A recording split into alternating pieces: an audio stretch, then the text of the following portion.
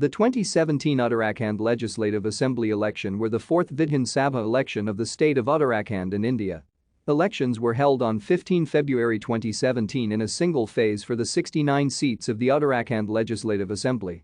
Voting in the Karnaprayag constituency was postponed until 9 March 2017 due to the death of BSP candidate Kuldeep Kanwasi in a road accident. In the previous election in 2012, none of the parties won a majority, but the Indian National Congress formed the government with the help of PDF and the leadership of Vijay Bahuguna. The voter turnout for the 69 seats of Uttarakhand Legislative Assembly that held on 15 February was 65.64%, which is less than the last election's voter turnout of 66.85%. The schedule for the Uttarakhand Assembly election was announced by the Election Commission of India on 4 January 2017 and elections took place on 15 February 2017. 69 out of 70 ACs went on to polls on the same day, but polls were postponed for Karnaprayag Assembly constituency to 9 March. Thank you for watching.